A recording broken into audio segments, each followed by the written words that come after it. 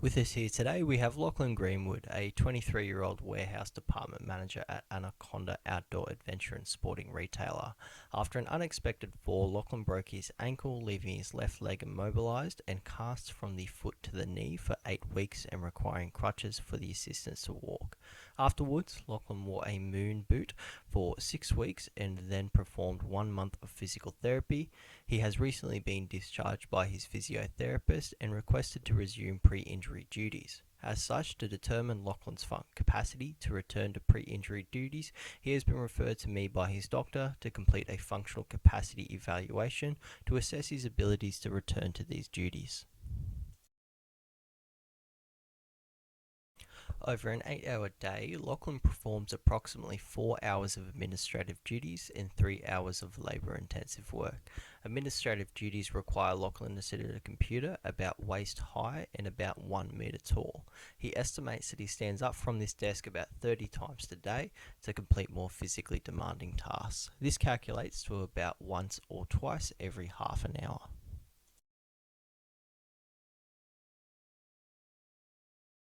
Lachlan states that the physically demanding tasks of his position include lifting objects from 5 to 20 kilos from as low as his feet to as high as his chest, or moving a warehouse trolley approximately 10 to 30 metres with 10 to 40 kilograms of stock. Due to the constraints of his workplace, we were unable to get a video of him pushing a warehouse trolley as if he would in his job. So we have a video above that is imitating that with a sled push.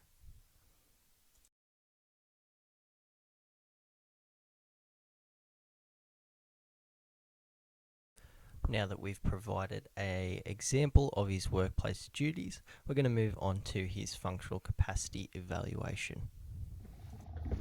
Alrighty, so now Lachlan, we're just going to have you kind of imitate the movements you would be performing in your work capacity duties there. Now we've had our interview.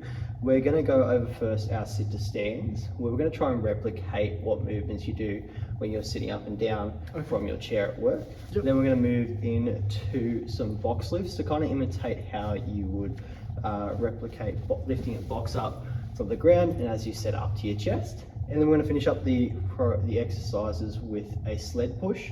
This is kind of going to try and imitate how you would push a trolley around at work with, the kayaks and the various stocks inside there. Okay. And we're just going to have you complete all 3 of those. Now they are going to be rated on pain scales too. Okay. So you'll have a piece of paper where you can rate your pain afterwards and just let us know how much that pain hurt or how it felt in the end of it as well. They are maximum capacity too. I'll explain the test a little bit better once we get in there, but you'll be trying to go as much as you can within the restrictions of the examinations there. Alrighty, so with this exercise, Lachlan, I want you to cross your arms across your chest there and stand whilst maintaining your neutral back, and then repeatedly sitting back down. With the frequency which Lachlan is getting up and down from his desk, the potential for muscular atrophy and impaired strength due to his immobilisation, it's essential to assess his sit-to-stand capacity. Lachlan was able to achieve 15 sit-to-stands before he experienced too much fatigue in his left leg, leaving him unable to complete any more. Additionally, at 15, Lachlan experienced a pain of 5 out of 10 in his ankle. Alrighty, now we're going to move on to some weighted box lifts here, Lachlan. So I'm going to need you to squat down and pick up the box in front of you, and then lifting it up whilst maintaining a neutral spine till you're in a standing position. Perfect. Now we're going to have you sit that back down and then add another 2.5 kilograms to the box until you're unable to lift it comfortably. Now that Lachlan's completed his first lift, we're going to add 2.5 kilograms to the box. And then I want you to lift that box up there for me. Lachlan's position also requires him to lift 5 to 20 kilo boxes from the ground to his waist. With his recent lengthy inactivity and muscular atrophy, Lachlan may not possess the balance or strength to complete the task with heavier loads, which could lead to further injury. As such, assessing Lachlan's ability to complete a feet to waist box lift safely is essential to determining his capacity to return to pre-injury duties. Lachlan has now reached 12.5 kilos, and as we can see, he has begun to excessively curve his spine during the exercise and begin to perform the motion unsafely. This was determined to be his limit.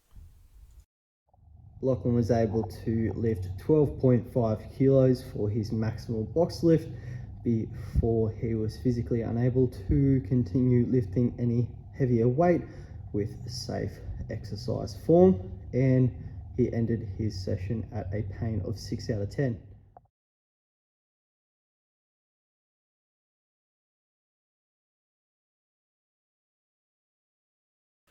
Now we have Lachlan pushing a sled in a similar motion to the trolleys that he would push at the warehouse up onto a 10-meter point and then pulling them back to the starting point, which he will repeat until unable to continue the motion.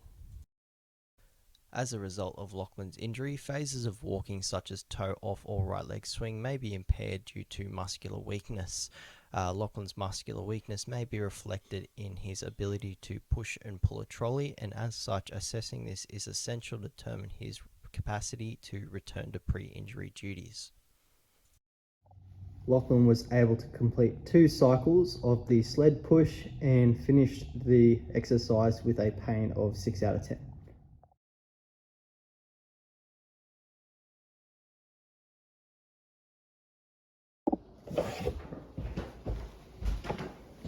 Alrighty, man. So now that we're back at the clinic here, I thought we'd just go over a quick questionnaire of the assessments that you've been doing. We've got ourselves a fear avoidance belief questionnaire. Now, this is going to have 7 questions dedicated to your workplace and 4 questions dedicated to physical activity. Yep. You just answer them on a scale of 0 to 6, with 0 being completely disagree and 6 being completely agree. Okay. Yep. And then you're just rating how much you agree with the statement there. So just having a quick read through, circling the ones you'd like there. And finally here, many individuals experience psychological impact due to a workplace injury, which can have a destructive influence on rehabilitation and return to work. This is particularly true for severe injuries such as ankle fractures. As such, Lachlan will complete a fear avoidance belief questionnaire to assess the potential psychological impact of his injury. And this concludes the functional capacity evaluation and the video for EHR524.